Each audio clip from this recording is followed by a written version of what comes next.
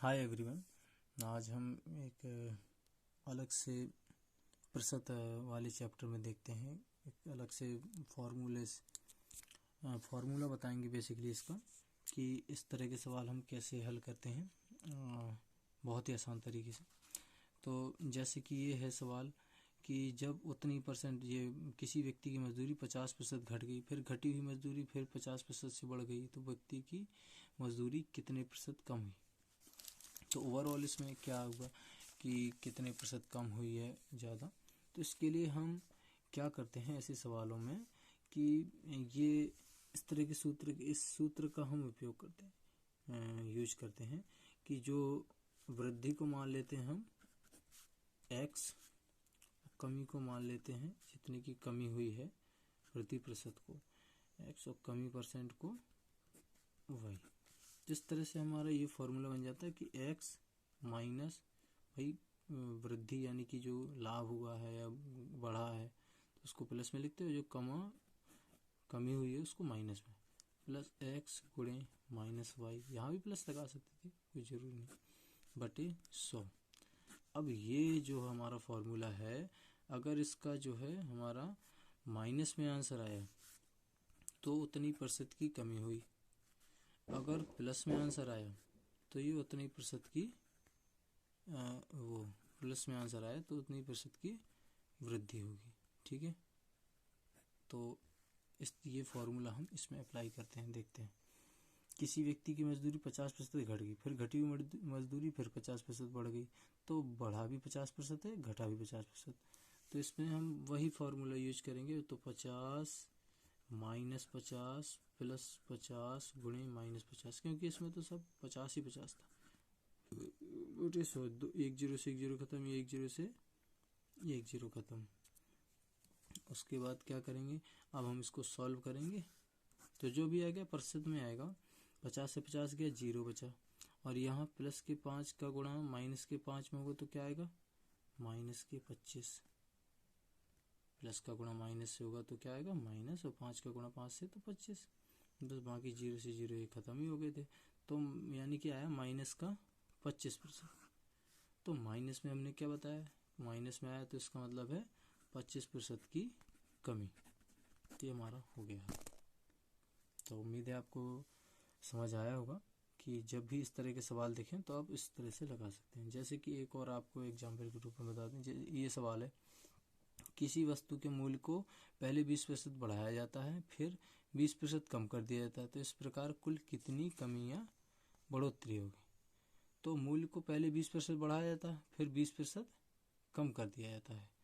तो ऐसे इसमें भी बढ़ाया गया फिर कम कर दिया गया। कोई निश्चित मान नहीं देता ऐसे सवालों में, निश्चित मान देगा तो फिर हम उसको अलग तरीके से लगाएंगे, लेकिन जब ऐसे हैं तो इसको इस तरह का फॉर्मूला हम सीधा अप्लाई कर देते हैं। तो बस सीधा इसमें भी x minus Y plus X गुणे माइनस वाई बटे 100। तो क्या था, इसमें 20% बढ़ाया गया और 20% घटाया गया, इसमें भी दोनों वही है। अगर 25% कम कर दिया जाता तो यहाँ 25 लिखते, लेकिन 20 ही है तो 20 ही लिख सकते हैं। 20 गुणे लिख सकते हैं, क्या लिखेंगे ही, बटे 100। इसको हल करें, 20 में से 20 गए, 0 बचा, इसका एक जीरो से एक जीरो ये खत्म, एक जीरो से एक जीरो खत्म।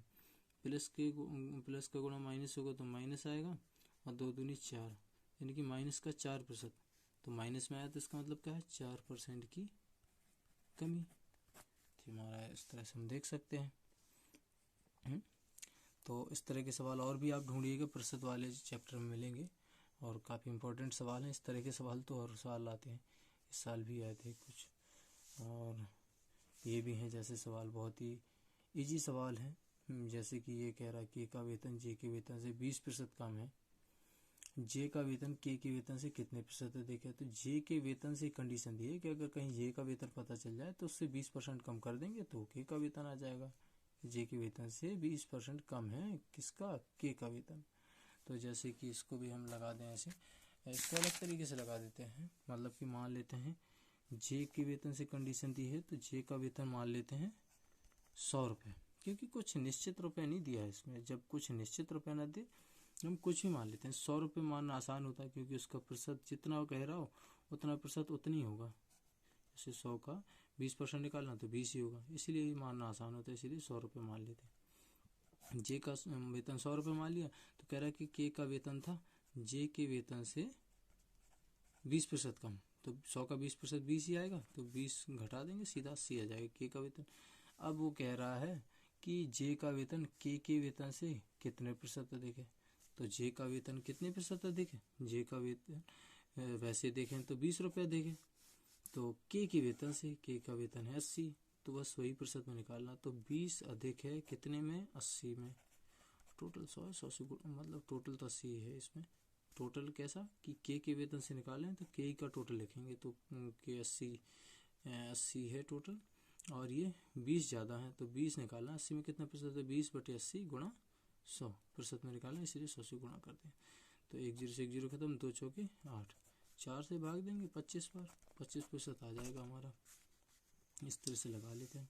ऐसे ये भी है कि यदि चीनी के भाव में 20% की कमी हो जाए तो गृहिणी अपने व्यय में कितने प्रतिशत की वृद्धि करे ताकि वे अपरिवर्तित हो। यानी कि चीनी के भाव में 20% की पहले मूल्य था मान लो 100 रुपये पर केजी, कोई भी आप इसमें भी देख सकते हैं कहीं भी कोई भी निश्चित मान नहीं दिया है कि 10 रुपये 20 रुपये 40 रुपये बचता है, इतना कुछ भी नहीं दिया। तो इसका भी मतलब मान लेते हैं 100 रुपये पर केजी थी चीनी, तो 20% की कमी हो जाए तो 20%, 100 का 20% 20 ही आएगा, तो 20% की कमी होगी तो यह कितना बचा 80, यानी कि चीनी के मूल्य में 80 रुपये होगा।